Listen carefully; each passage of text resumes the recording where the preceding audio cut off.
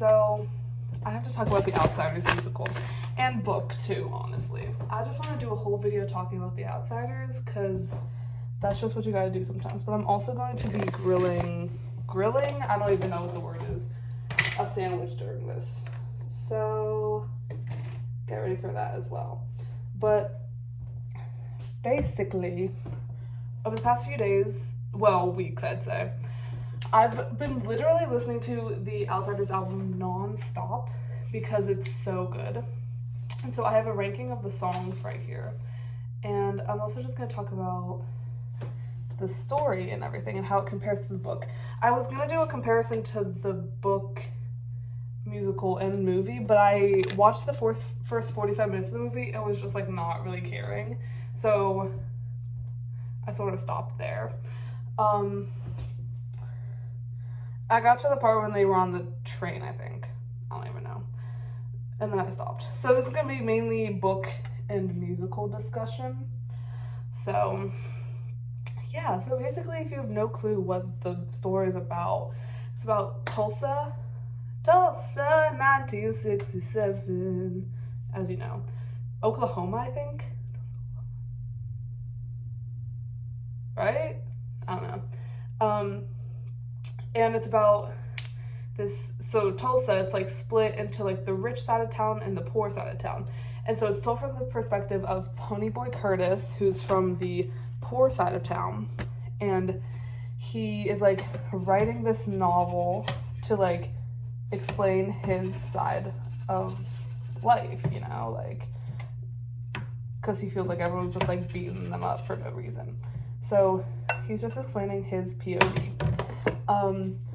And he's got a best friend named Johnny Cade, two brothers.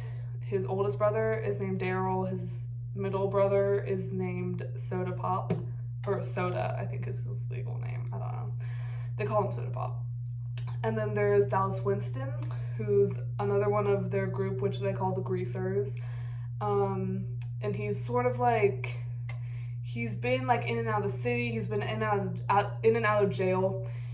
He's basically like, the Greasers are mainly just sort of like boys hanging out, but he's the one that really makes them like a gang because he's like, you're doing real stuff. There's 2-Bit Matthews, who is just hanging out. There's some other ones, like in the book, Steve plays a bigger role than he does in the musical, but he's still in the musical. And in the musical, there's also Ace, played by Tilly, who we love. And then I think that's all the Greasers, right? At least all the important Greasers. Sorry, folks. But yeah, so that's them. And then there's the Socs, which are the rich kids. Most notably Bob, who's like the ringleader of the Socs. In the book, there's Randy, who isn't in the musical anymore, which is like my one complaint about the musical, I think, is that like Randy played such an important role, but they sort of gave Randy's role more to Cherry in the end of the musical, which I'm not necessarily mad about. I just wish, I'll talk about it. I'll talk about it when I talk about Cherry's songs. But there's them, and then Cherry, who I already mentioned, Cherry Valance, who's Bob's girlfriend. And she plays a pretty big role. She's, in the musical, she's the only female principal role. So, like, she's the big one. There's Marsha. In the musical, there's Beverly. I don't know if Beverly's in the book as well. But then there's Paul. There's Trip, Chet, and I don't know who else. Brill. Yeah, there's quite a few. And so it's basically, it's like kind of West Side Story-ish, like it's like these two fighting gangs. And then the plot of the book is Ponyboy and Cherry are at the drive-in together, and then they go and they like talk for a bit, and they're like hanging out, and they really connect with each other because they're able to see that like Ponyboy feels like he has so much beyond the Greasers to accomplish and all this stuff, and he feels like the Greasers and Socias whole thing is like very stupid. And Sherry completely agrees. She thinks it's so dumb. So they really bond with that and like the feeling of like there's something more beyond Tulsa. And then Bob, her boyfriend, finds them and is like, And so later that night, Ponyboy gets in a fight with his older brother Daryl, who is always hard on him because he feels like he needs to be hard on him for him to succeed more and get past where him and Soda got in life. And so, anyway, Ponyboy and Daryl have a fight, and then Ponyboy runs away with Johnny, and then they end up getting in a fight with Bill and 4 other guys of the Socias.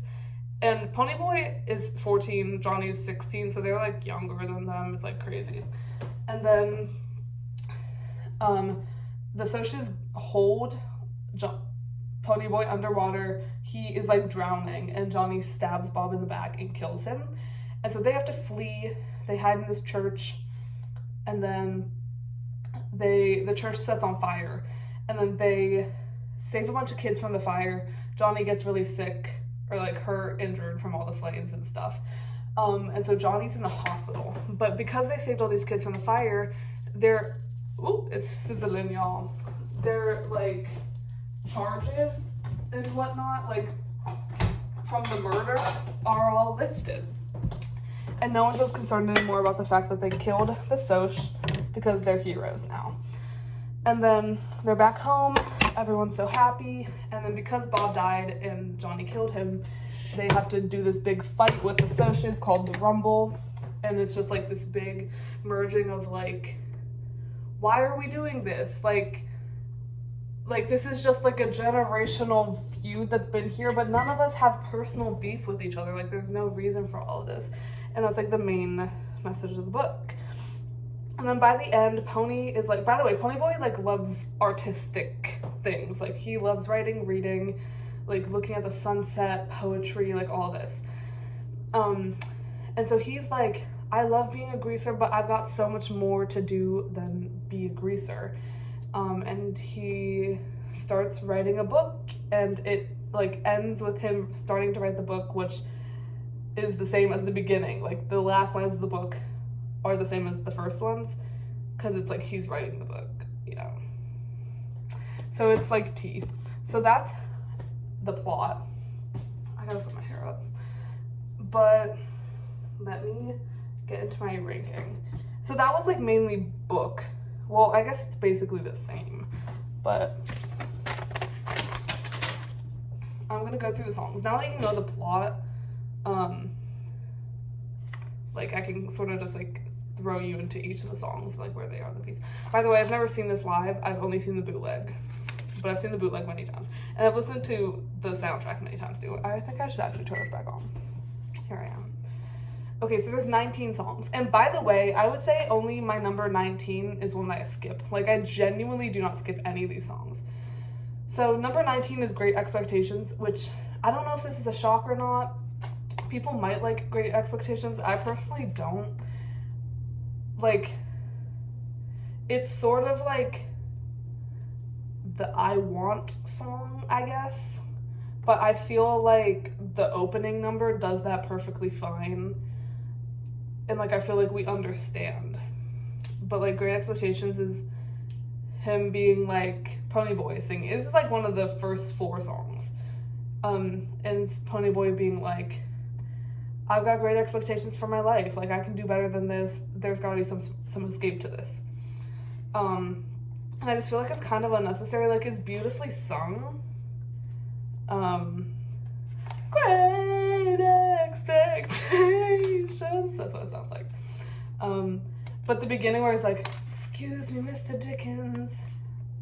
I don't like that part at all. Like, that's the actual one part in the musical. I'm like, I don't like that at all. And also, I know in the book he reads Great Expectations, but he has, like, in the book, the important book that he reads is Gone with the Wind, or whatever that book is, that he reads with Johnny, and then, like, Johnny's like, yes, this is awesome, like, this could be our life, like, after living in the South or whatever. I don't know. But that is the book that they're more, like, into in the book, but for some reason they focus on Great Expectations just because like that line makes more sense for his character, so whatever. I just don't really like this song, but that's number 19. The rest of the songs I love. So number 18 is Trouble. This is the song that happens right before they get into the Rumble, and it's like a minute long, literally, and it's just, those boys want trouble, then we're on our way. That's not even how it goes. Those boys want trouble, then it's on its way. Yeah, and it's just sort of like the hype song for the Rumble. So, yeah, but it's good. So, I'll give them that. Number 17 is Run, Run, Brother. This song takes place right after Johnny kills Bob, and they, Ponyboy and Johnny run to see Dallas and be like, what do we do, Dallas? And Dallas is like, you gotta run, run, brother. And I think the song on the soundtrack is much more underwhelming than it is in person, because like on stage, they're doing some crazy staging with like wood planks and tires where they're like making it seem like they're sneaking around things and like they're on a train, like literally 2 tires and a plank, and they're riding it. Like, it's kind of crazy.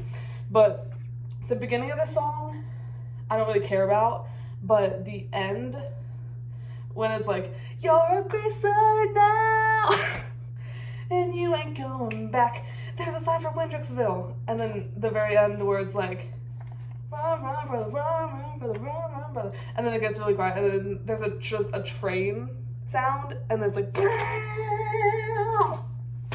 if you heard the song, that's exactly what it sounds like, bro. But yeah. So I love the end of that song, but like the whole song is just like not one of my favorites, but it's still so good. Number 16, this is only at this spot because the reprise I think is so good, but number 16 is Runs in the Family. So one thing about me is I love the Curtis brothers, so this is Dally's song, his first song, but there is a Runs in the Family reprise which comes much higher on my list. But Dallas, as I said, is the oldest of the Curtis siblings, and he had to drop out of high school because he had to provide for his family. Oh, their parents are dead. I should have said that before. The 3 brothers, their parents are dead, and so they're funding for themselves. But Ponyboy is still in school. Daryl dropped out earlier than Soda because he had to like make a job. So he's like working 2 jobs. He works literally like sun up to sundown. As he said in the song, he says, go to, I don't know, get back after midnight, can't get a break, my back all day. Yeah. He's like working himself to the bone. Soda dropped out of school because he just hated it, and so now he works at like a convenience store or something, but like Daryl is like the one keeping the family together, and he's very serious because he just feels like this burden of the family, and like Ponyboy hates him because Daryl wants him to stay in school because he's got so much potential, and Ponyboy's like, bro, you're like cramping my style. So Runs in the Family happens, it's the 3rd song in the musical. It's right after Grease Got a Hold, which is higher on my list. But Grease Got a Hold is this like upbeat song about like introducing all the greasers and like, hey, you're a greaser now, like all fun and games. And then it cuts to like Daryl standing so still and being like, I dropped out of school because I had to earn $1. That was so bad. But it's like, it just, I think it does his character such justice, because it's like all the dancing, like Grease Got a Hold is like one of the biggest choreography moments of the whole musical.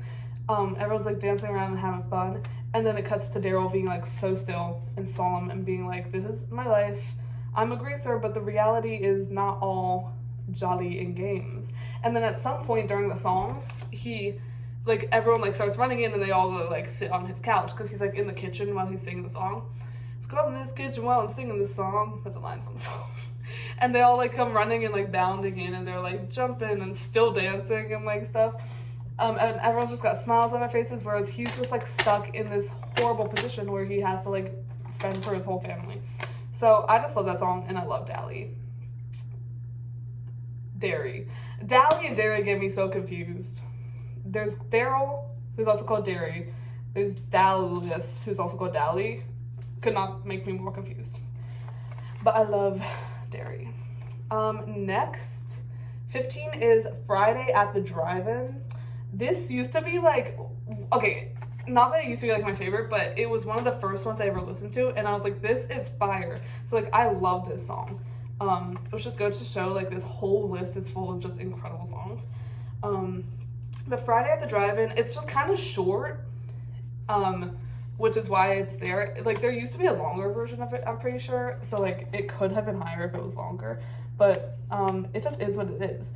And it's the first introduction to Cherry Valance, and it's like, when the week is over and school is out, Friday at the Drive-In's what it's really about. Like, it's all introducing the drive-in, which is like such a pinnacle part in the story where like Ponyboy and Cherry meet for the first time, and he feels like someone's finally hearing him, and then it causes all the drama of the fight in which Johnny has to kill Bob, all that stuff. So it's just a really fun song, and it's like the Soch song, so it sort of like introduces them. Yeah. And then speaking of, the song right after Friday at the Drive-In is number 14, which is I Could Talk to You All Night, which is the duet between Cherry and Pony, and it's so cute. And like, Cherry's not really a love interest, like, none of it is romantic. It's literally just like them feeling heard for the first time ever, which I think is so sweet, because the whole song is about like, I could talk to you all night, like, I've never had someone connect with me so much like this before, and like, you're making me think that there's a world beyond our social classes, like all this stuff. It's so cute, and the vocals are just incredible. Emma Pittman, love. Brody, whatever your last name is, love. Yeah, like, they're just great. And I guess now's a good time to talk about Cherry's character, because the last two songs were both like Cherry features. Because I saw another person rank these songs and say that they thought Cherry's character was like completely pointless to the plot. Although like everyone agrees, like, Emma Pittman's voice is incredible. Like, she's so incredible. Her dancing, like, she's dancer first, like, she's incredible. But Cherry's character, I see that perspective where like she really doesn't need to be there. But I also kind of disagree, because I feel like people think that because they're like, she doesn't really have an arc really, or like an ending, because there's no like, at the end they start dating and it's like happily ever after with this couple. It's like she's there to sort of play the role of delivering the message that the outsiders are the greasers, but the outsiders are also the Soches. Like, everyone's an outsider, because everyone feels stuck in their life to whatever extent, and they like are looking for a purpose, whereas like the greasers are looking for a purpose in that they're like literally like trying to make money and survive and not be beat down by the rich people. But the Soches, less importantly so in my opinion, are like, Cherry proves the point of like, Bob, like, no one ever said no to Bob, and he just went too far because he was trying to get someone at some point to say no to him. I don't know if that message comes out as much in the musical as it does in the book. And that's also why in the book there's Randy, who is one of the Soch boys, who is like, I'm not gonna fight in this rumble because this is stupid. And I think that they sort of replaced that with Cherry singing a song that comes later, which is higher on my list, in which she's talking about like, don't fight this fight, like, this is not your fight, this is like our generational thing. So yeah, I am fine with Cherry's character, like, I've really got no beef with it, but yeah. Then number 15 is Tulsa 67, which is the opening song. I'm gonna start eating this, like, low-key.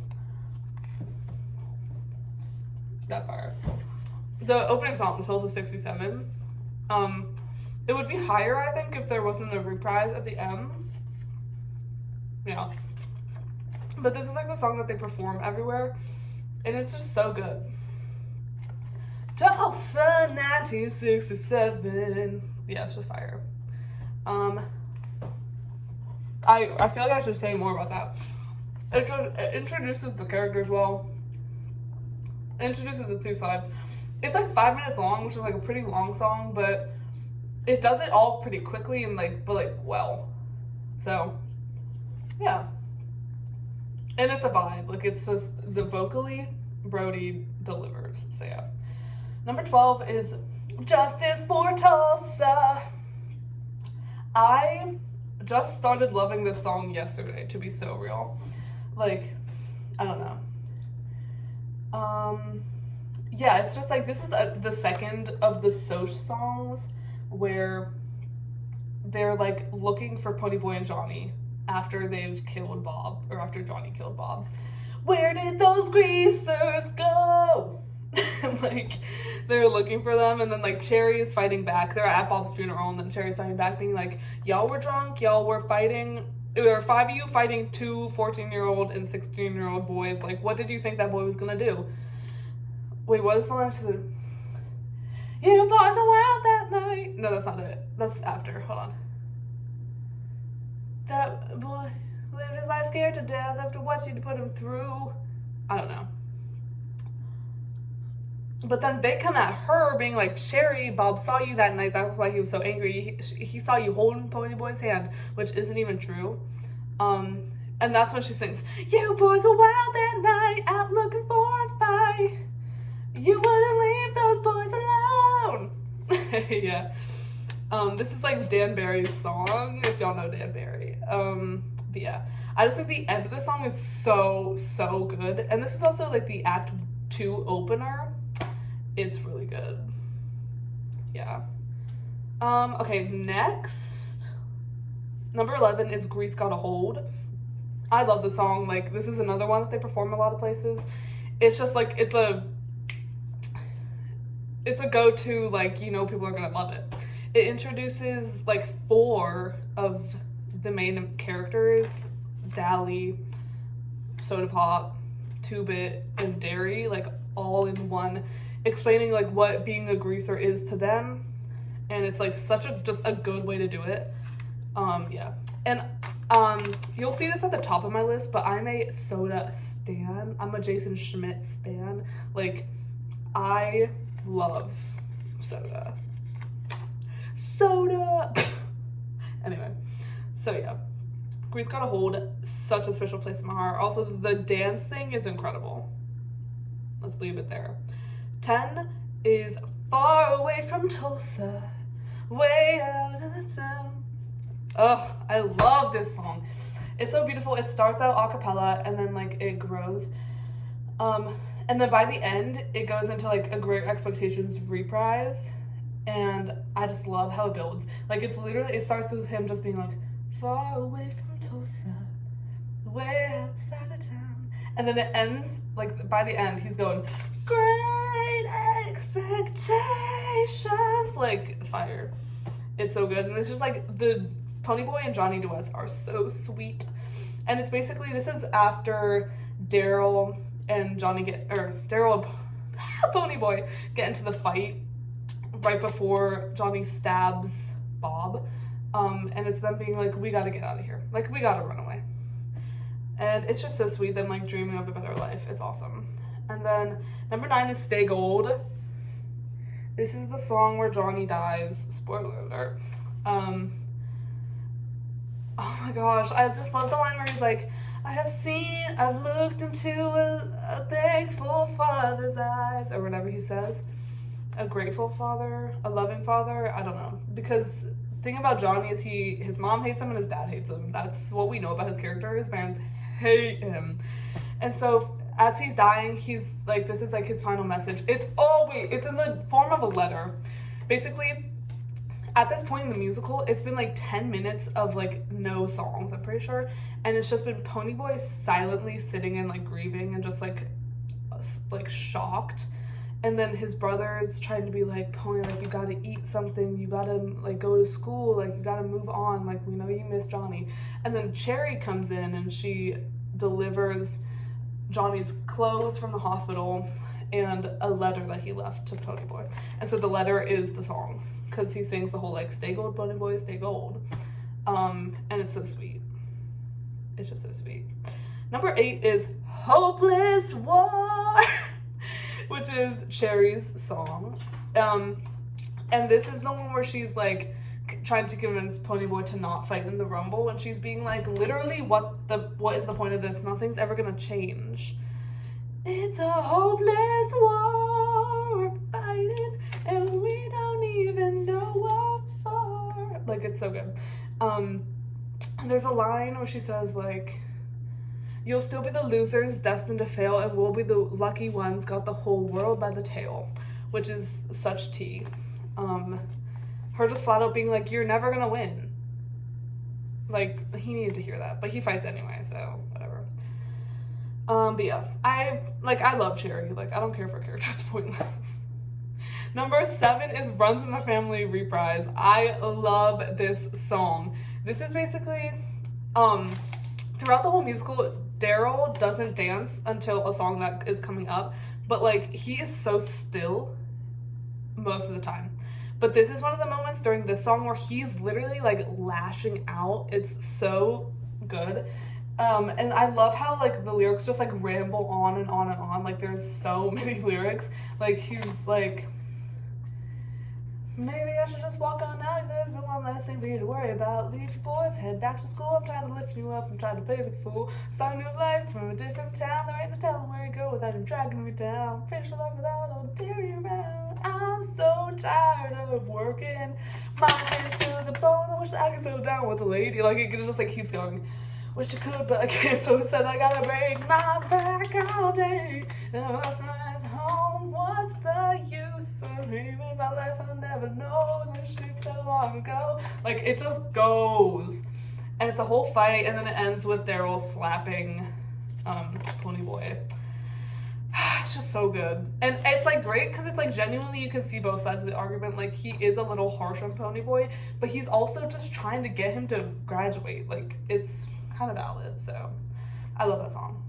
Number 6 is the finale, Tulsa 67 finale. This is obviously the finale of the show, and it's so beautiful.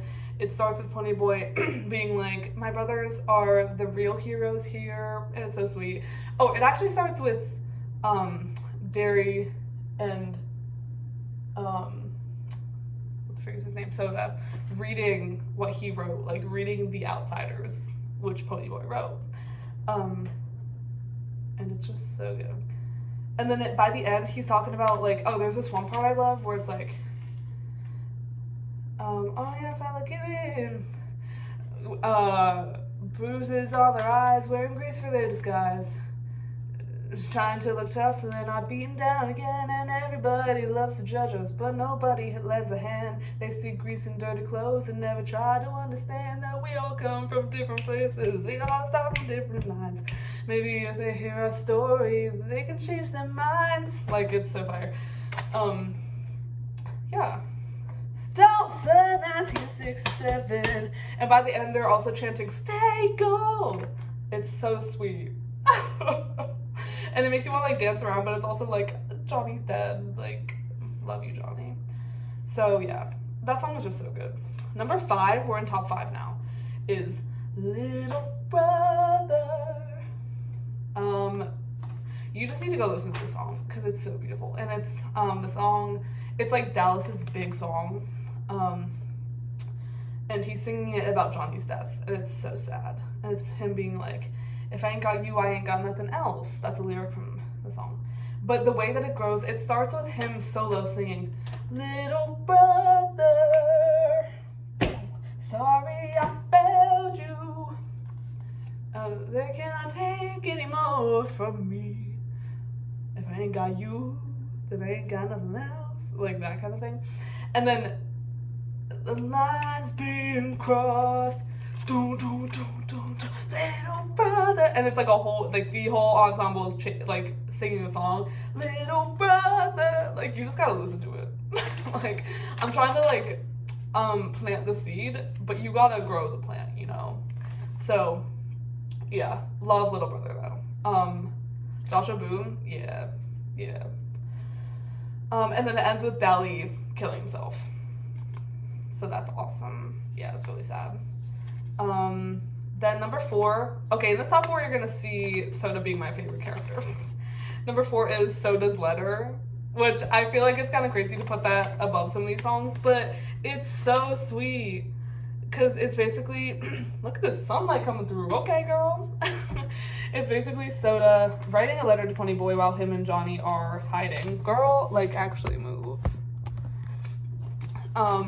So Johnny and Ponyboy are hiding in the church, and Soda gives Dallas a letter to give to Ponyboy, because Dallas won't tell Daryl and Soda where he is, but they're like, girl, we know he's with you. We know you know where this man is. And so he gives Dallas a letter to give to Ponyboy. And it's him being like, Ponyboy, this house ain't a home without you. We wish that you would just come home. And it's like this really important moment, because Ponyboy up until this point thinks that like Daryl hates him and thinks he's like unwanted at home. But it's just this beautiful moment. And then the very end is, so okay, it's all Soda singing and being like, Ponyboy, this house ain't a home without you. And then the very last time that's sung, y'all already know what I'm about to say. So it's Soda, he goes, Ponyboy, and then Daryl finishes the line and says, this house ain't home without you. And like the actor who plays Ponyboy like looks over at Daryl to be like, Daryl's feeling this too, like Daryl misses you so much, Ponyboy, but he doesn't see it. It's so sweet.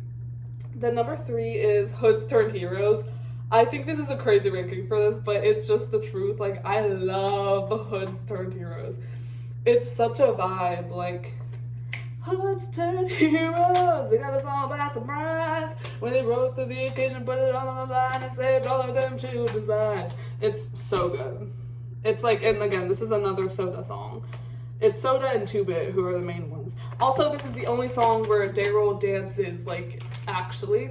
And it takes place right after they save all the kids from the church fire. So, like, their names are cleared. Like, they committed this murder, but they saved all these kids from this other thing, and so now they're, like, able to come home. And so it's this big moment of celebration, and it happens right before it's revealed that Johnny is hurt and, like, dying. But it's just so sweet that, like, this is the one song where Daryl dances because he finds out that, like, his brother's coming home. It's so sweet. Number 2 is Death's at My Door. Death's at my door. Okay. Basically this song is, I don't even know where this is in the show. I think it's after Justice for Tulsa, I think, maybe. But it's basically Ponyboy singing about how he feels like death is just following him. He's like a bad omen, and that Johnny should go away from him, and they should just be separate because he's bringing like bad luck, bad vibes. And Johnny's basically like, Pony, you're wrong.